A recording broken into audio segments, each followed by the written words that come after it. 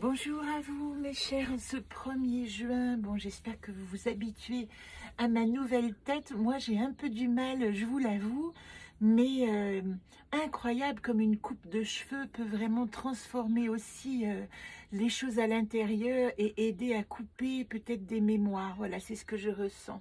Alors aujourd'hui on est le 1er juin et vous savez que tous les mois je vous rejoins pour le tirage des déesses. Et nous allons faire aujourd'hui ensemble le tirage parce qu'il me semble que ça peut être très intéressant que je partage, si vous n'avez pas le jeu, mon tirage avec vous, puisque si vous le regardez, vous êtes là pour une raison et il va forcément vous parler. Alors, comment ça se passe? Il y a cette mode d'emploi, ces fiches mode d'emploi que j'ai éditées cette année. Il y en a 11 dedans. Et parmi les 11, ça je vous parlerai des autres une prochaine fois, ce serait trop long. Eh bien, il y a celle qui s'appelle la rencontre mensuelle. Vous pouvez faire un stop, même là-dessus, avec vos déesses, avec vos archétypes féminins. Alors, la deuxième fiche à coller, vous voyez, ce sont toutes les archétypes, toutes les déesses, toutes les images symboliques, les archétypes tels qu'on imagine nos déesses, notre féminin intérieur. Et vous pouvez les découper et puis avoir vos 8 petites fiches que nous allons tirer, associées au jeu Anacarte et associées évidemment à ce que j'appelle l'évaluation mensuelle.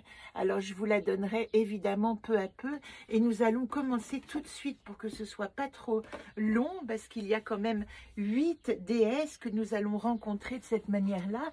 Alors ça c'est l'image des petites fiches découpées, ça c'est l'image du mode d'emploi. Si vous voulez le commander, il est vendu avec un jeu en ce moment cette année, je trouve que c'est plus simple, 35 €, un petit jeu plus les fiches et vous pouvez avoir votre propre ustensile, votre propre compagnon. Alors, je prends le jeu et avant de commencer à rencontrer mes déesses, je vais simplement faire une coupe pour savoir qui me parle le plus ce mois-ci dans le monde. Et encore une fois, si vous regardez ce tirage, vous pouvez vraiment vous y associer. Regardez, Quest a jailli. Et de l'autre côté, nous avons Cana. Alors, la coupe de ce mois, c'est comment je peux activer une légèreté, l'air. Et ça tombe bien parce que nous rentrons dans le règne du mois du Gémeaux qui ne parle que de ça, de légèreté, de vivacité des pensées, d'être dans le mouvement et aussi l'intuition que cette légèreté, que ces courants vous apportent quand vous avez des idées qui traversent. C'est le moment ou jamais. Salut Paulette, Paulette est là avec nous. C'est le moment ou jamais d'activer votre capacité. Je prends souvent l'exemple du papus, de la canne, du pissenlit. Vous savez, quand ça devient des parachutes et qu'un coup de vent les dissémine dans le paysage, ben c'est le moment où ces petits papus vont aller peut-être trouver une terre et se féconder et donner naissance à d'autres pissenlits. Voilà l'image, être léger et pour pouvoir attraper tout ce que le monde propose comme intuition. Alors moi, voilà comment je fais, j'ai toujours une carte en plus, une fiche en plus que je note chaque mois. Donc je vais noter que ma coupe de ce mois, c'est Quest et Cana, comme je vous l'ai expliqué. Voilà, donc je remets ma coupe. J'étends mes cartes et ici je prends mon jeu personnel de mes 8 petites déesses. Dedans il y a aussi les 8 petites fiches des roues de vie. 1, 2, 3, 4, 5, 6, 7, 8. Je vous le montre, je vous montre tout. Vous voyez, j'ai arrondi les angles, j'adore. Ça donne vraiment des petites cartes comme ça. Vous pouvez commander sur Amazon. Désolée, mais Amazon, on trouve des choses formidables. Un petit coupeur d'angles et ainsi, quand vous découpez vos cartes ici, ça donne un côté un peu carré, un peu rigide. Et les arrondir, ça vous donne tout de suite l'image d'un vrai jeu de cartes. Alors, je vais poser ici mes déesses et je vais tirer la première. La première qui sort, c'est Athéna. Moi, pour moi, c'est toujours important de savoir dans quel ordre sortent nos archétypes, parce que c'est comme les cartes, c'est comme si c'est elle qui va venir me parler en premier. Et Athéna, elle va parler ici d'évaluer notre organisation. Je vous fais en même temps, vous pouvez faire un stop sur la carte, comme ça vous avez toutes les infos. Mais elle va parler de notre organisation, de nos projets et de notre efficacité. Et puisque je parle d'Athéna, vous voyez ici, elle est là. Je vais noter ces 3 données. Organisation sur 3, projet sur 3, efficacité sur 4, qui va me donner un résultat, qui va me donner une note finale. Alors, je vous donne l'exemple pour Athéna. Après, on ira un peu plus vite et vous pourrez vous prendre le temps, mettre sur stop et puis tout simplement évaluer vos déesses sans que j'ai à vous donner mes résultats personnels. Mais je vous donnerai aussi évidemment la carte associée. Donc, faites un stop. Prenez un temps pour évaluer votre Athéna qui vous parle du cérébral. Hein. Athéna, elle est sortie du cerveau d'un grand coup de hache, de massue sur la tête de Jupiter qui lui a fendu, ou Zeus qui lui a fendu le crâne, et c'est son intelligence. Elle est reliée à la chouette. Tiens, il se trouve qu'aujourd'hui j'ai ça aussi. Sur 10, combien notez-vous votre organisation? 3 sur 3 points. Les projets sur 3 points. L'efficacité sur 4 points. Et Athéna, pour l'évaluer, elle est associée aujourd'hui à Xerda, estime de soi. Donc Xerda va vous parler aujourd'hui de comment dans mes projets, dans mon efficacité de working woman, je peux activer l'estime de moi. Quand vous avez noté, si la note est inférieure à 5, c'est une note basse qui va demander une activation de votre estime de soi. C'est comme si, quand vous notez Athéna en dessous de 5 sur 10, eh bien ici, elle vous dit « Ouh là là, peut-être que tu as des doutes par rapport à tes aptitudes et tes capacités. Comment est-ce que tu vas pouvoir évaluer ça ?» Si elle a une note haute, elle dit que en ce moment, je peux trouver ma confiance en moi à partir de mon archétype de déesse d'Athéna. C'est-à-dire que mon intelligence fonctionne, ma capacité à m'organiser fonctionne, et c'est peut-être là que je vais trouver de la force pour aider mes autres archétypes qui seraient peut-être plus vulnérables. Alors voici pour la première. Après, on va demander, on va convoquer Aphrodite. Aphrodite, c'est la déesse qui est à la fois vierge, je vous fais un point également, vierge et vulnérable. Et Aphrodite, elle va nous demander d'évaluer notre rapport à notre corps et notre beauté sur 3 points, notre rapport à notre cœur, à l'amour qui est dans notre cœur sur 4 points, et notre rapport à notre désir sur 3 points. Donc vous voyez que à nouveau, ça donne un total de 10 et je vous laisse le temps évidemment d'évaluer votre Aphrodite que je pose ici. Aphrodite, elle va nous parler vraiment de notre capacité à exalter notre féminin. Et c'est intéressant parce que nous sommes en ce moment aussi dans une Vénus qui est rentrée en Cancer. Et le Cancer, c'est aussi le signe de la Lune. Et nous sommes quasiment au temps de la pleine Lune.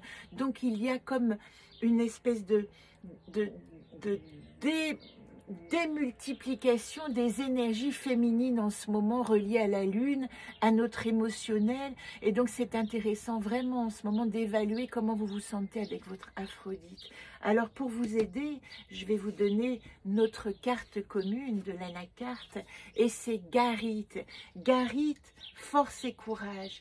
Ici, Aphrodite, elle nous dit, quel que soit ce que tu as affronté au niveau de ton féminin, ce qui t'est demandé, c'est de faire face au combat, de faire face à ce qui se présente. Vous voyez comme ça me résonne pour moi, mais je suis sûre que pour vous aussi, que c'est vraiment un message que je peux vous passer parce qu'il n'est pas seulement personnel.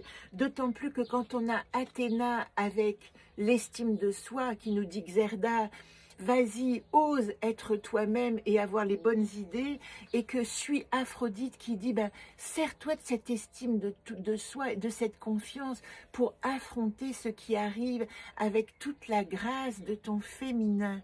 Là, il ne s'agit pas d'un gladiateur qui part avec son glaive, tuer, se maculer de sang et vivre un combat de vengeance ou de colère. Non, c'est un miroir, se rencontrer soi, se regarder dans le miroir, nous demande Aphrodite. Voilà pour la seconde. Après Aphrodite, nous allons rencontrer Artémis. Artémis, c'est notre déesse sauvage, notre déesse de la nature. Artémis, je vais vous faire un gros plan ici, elle va nous demander quel est notre rapport à notre partie naturelle, à notre partie sauvage, à notre partie Amazone, à notre partie Diane chasseresse.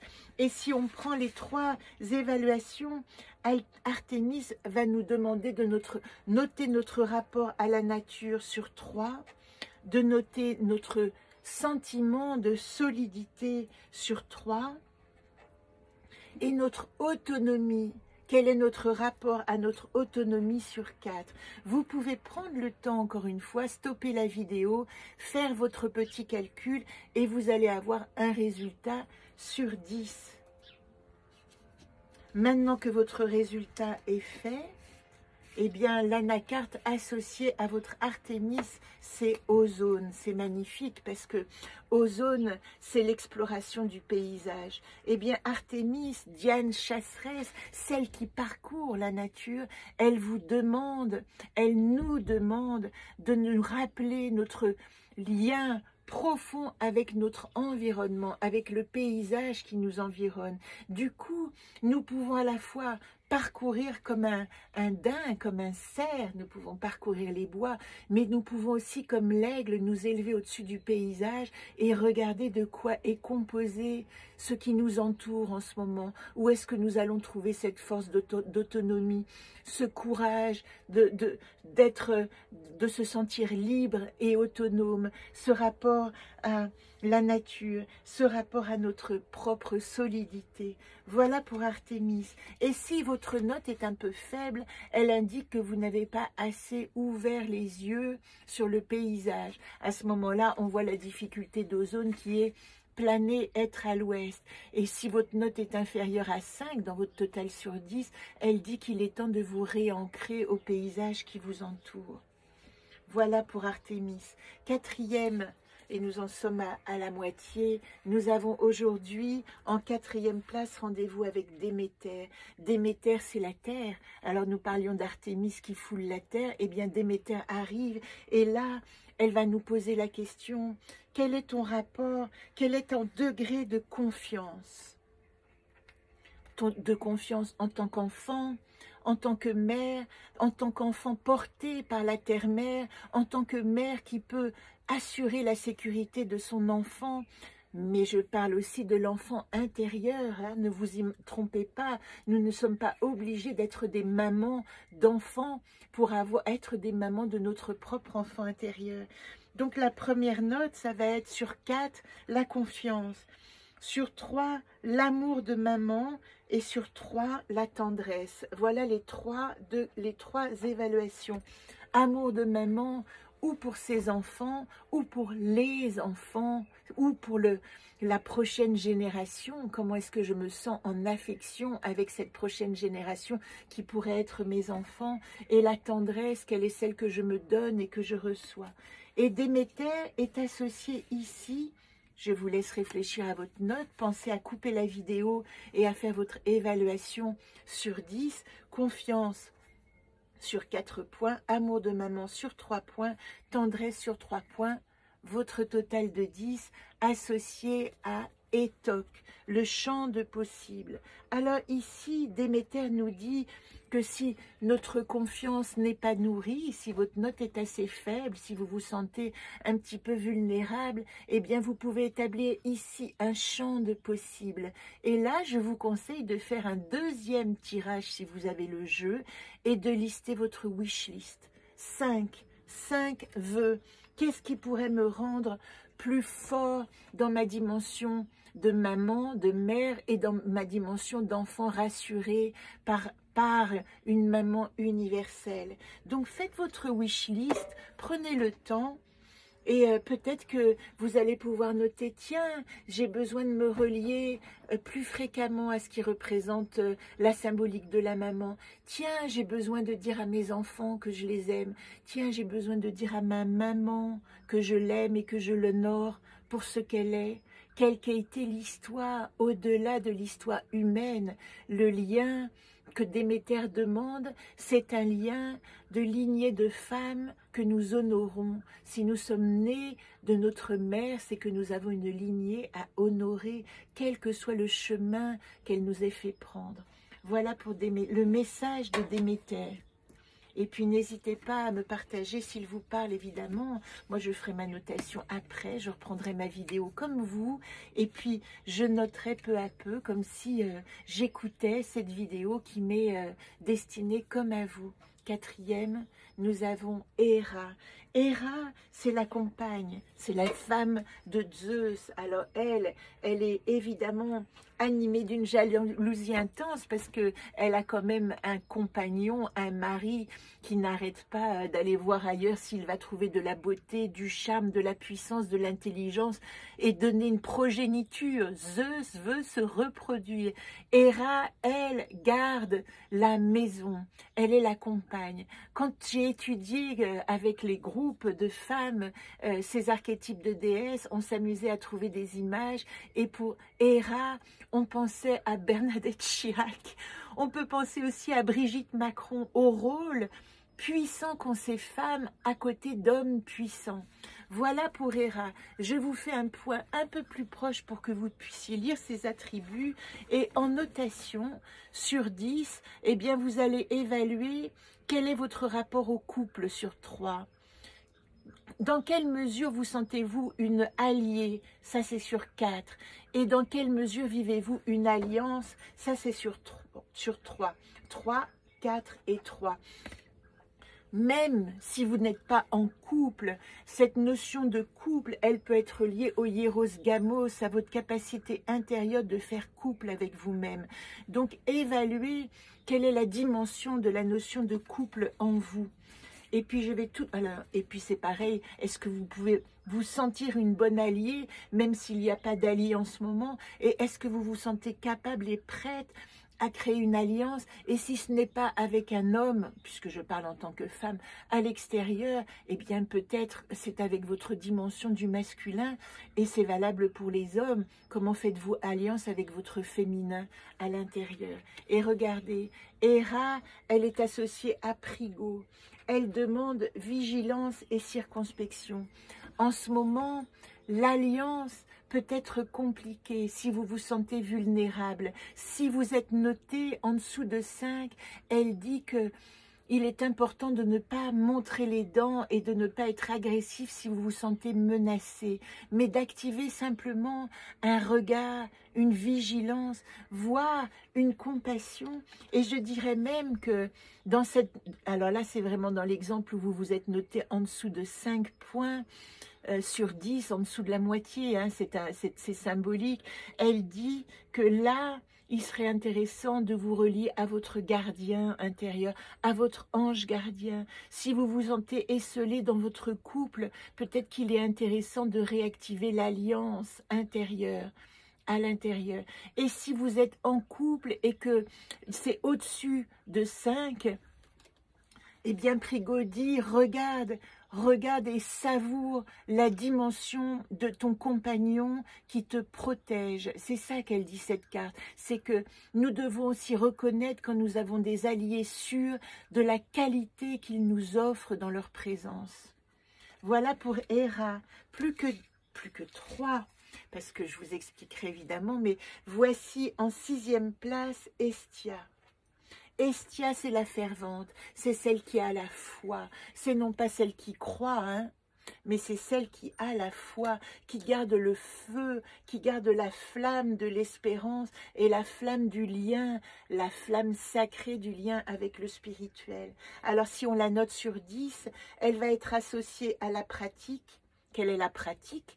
quelle pratique, quelle place donnez-vous à votre pratique? Et ça, vous pouvez le noter sur 3.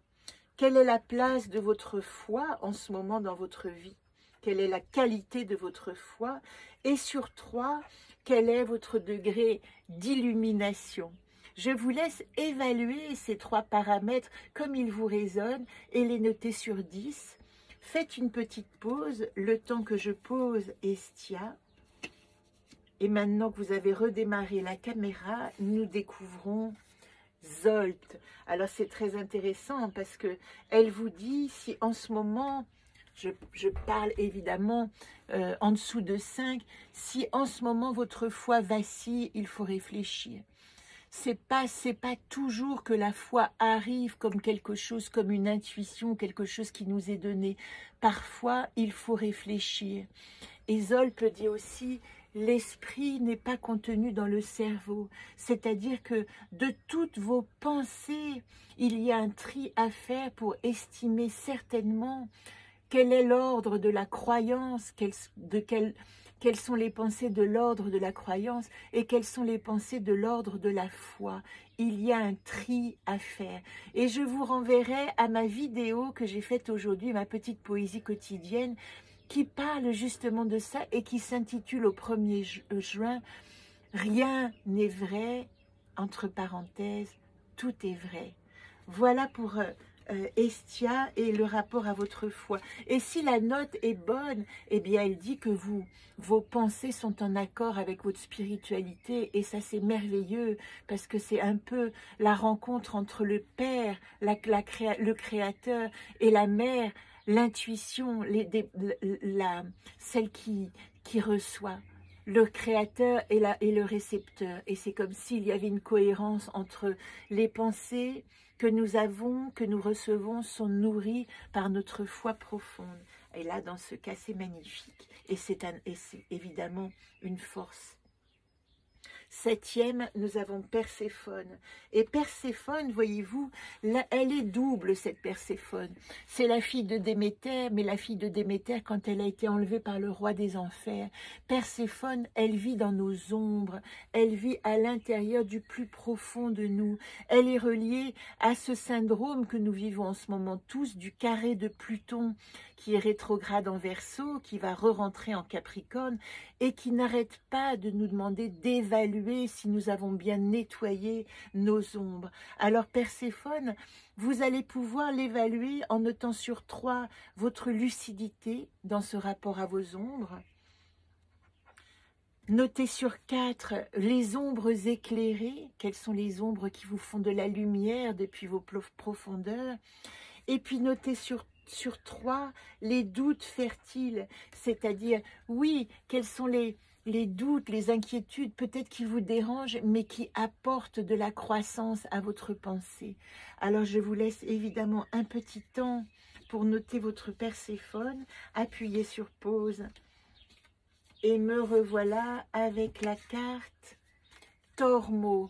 Et ça, c'est formidable parce que si vous avez bien noté pour Perséphone, si vous avez au-dessus de 5, elle dit que votre travail de nettoyage avec Pluton vous permet maintenant de vous enraciner dans le terreau le plus profond qui demeure en vous parce que la terre est nettoyée, la terre est saine. Et ça, c'est formidable parce que vous voyez de toutes les douleurs ou de toutes les traversées dans les ombres, vous avez su faire un limon, une boue fertile et vous pouvez vous enraciner.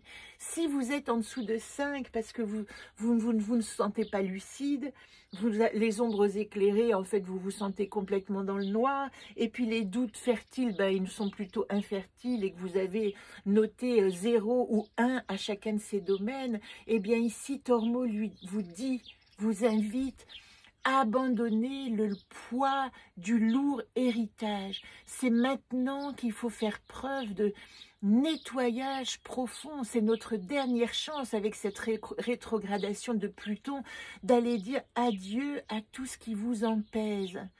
Et pour ça, vous pourrez vous faire aider, évidemment, de vos archétypes féminins qui sont les mieux notés. Je vous le dirai à la fin, mais je vais terminer, et ça j'aime beaucoup, la dernière qui se présente à nous, le dernier archétype féminin, c'est notre enfant intérieur. Voici Corée. Corée, c'est l'enfant au nirvana, c'est la toute petite fille de Déméter avant qu'elle ait été enlevée par le dieu des enfers. Et du coup, elle est dans une innocence, une fraîcheur absolument totale. Et nous devons quand même évaluer cette Corée. Comment va votre enfant intérieur? Est-ce que vous pouvez noter sur 3 quelle place vous faites au jeu? Sur 3 encore, quelle place vous faites aux rigolades? Et sur 4, quelle place il y a pour la protection? Est-ce que vous vous sentez en enfant intérieur bien protégé par l'extérieur ou par vous-même? Une petite pause, je la mets au milieu parce que je l'aime, cette petite Corée. Et me revoilà. Si vous avez mis sur pause, regardez, Corée, elle est en train d'explorer son champ des possibles. Alors, si en ce moment, vous vous sentez démuni, il est nécessaire que vous posiez cette question fondamentale. Qu'est-ce que je peux? De quoi je suis capable en ce moment? Si vous vous sentez limité dans vos possibilités, vous devez regarder ce possible. Regardez où est la limitation de votre possible. Parce que avec encore ce que je ne peux pas me montre aussi ce que je peux. Et vous voyez, la réponse à ces possibles, c'est qu'il va falloir rentrer en relation. Ce petit enfant intérieur, il a besoin de quelqu'un à qui parler. Si ça vous parle immédiatement, rappelez-vous que ce petit enfant, il a besoin de rentrer en relation. Et moi, j'ai envie de dire que peut-être que c'est le moment ou jamais que vous, moi, grande personne, adulte avec sa vie, je m'arrête un moment et je regarde ce petit enfant en moi et je lui demande: de quoi as-tu besoin? Comment vas-tu? Que veux-tu? Qu'est-ce qui pourrait te faire plaisir? Comment est-ce que tu aurais envie de rire? Où as-tu envie d'aller? Etc. Voilà pour ce long tirage, mais j'espère qu'il vous parlera. Vous pouvez me mettre des commentaires, j'en reçois beaucoup en privé, tant mieux, j'aime bien. N'hésitez pas, je réponds toujours. Et je vous dis, commandez votre mode d'emploi, c'est un compagnon merveilleux. Et ce mois-ci, c'est pas tout le temps, hein, si vous avez regardé cette vidéo et que vous le commandez, vous aurez le petit jeu gratuitement pour pouvoir vous exercer, envoyer avec le mode d'emploi. Tout est sur mon site www.anacartlejeu.com. Je vous embrasse, je vous dis à dimanche pour cette pleine lune du Gémeaux.